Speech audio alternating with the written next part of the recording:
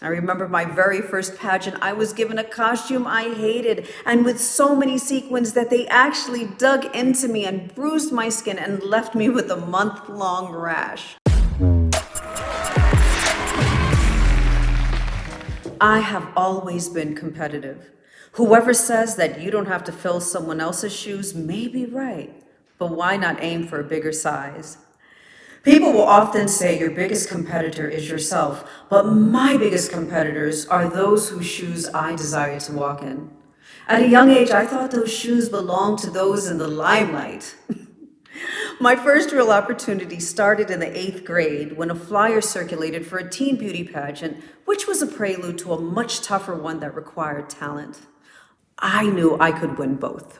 I was a hard worker, and along with dancing in a junior ballet company, I got excellent grades.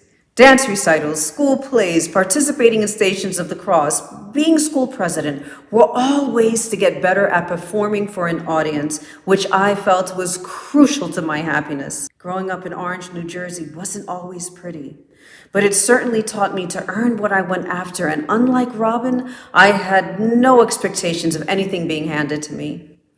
Pageants were the perfect next step. Along with learning poise, I learned to make the best out of what I was given.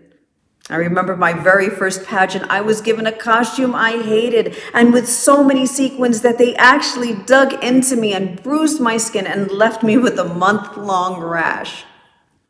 But when it was my turn to go on stage, I'd be darned if I wasn't going to be the best, and pain or no pain, I had to compete with every fiber of my being, and that's what I did.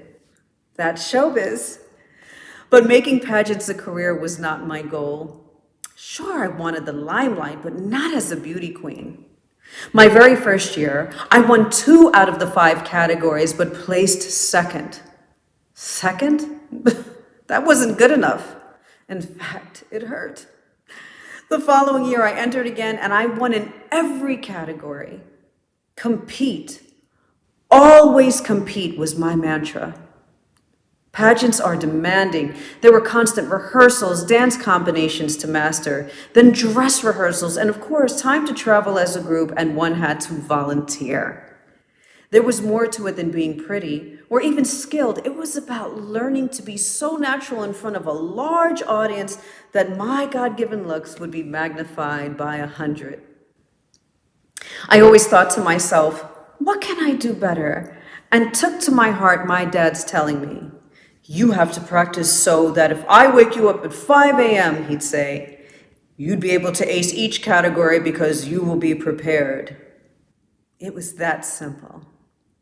Later, as part of my social activism, I volunteered to work with high-risk teenagers, prepping them for job interviews, and as I helped them gain poise, I had an awakening.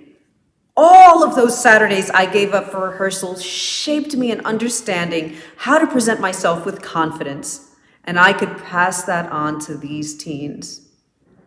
If you ask me what was the most glamorous part of winning, it wasn't the sash or the crown or being Miss New York or Miss USA. It was getting the skills that I could hand on to others. Being in pageants prepared me to help those girls. Not only was that the real glamour, but amazingly taking the spotlight off myself and shining it on these girls was not only enormously gratifying, but no competition required. My career behind the camera as a documentarian affords me the same sweet reward.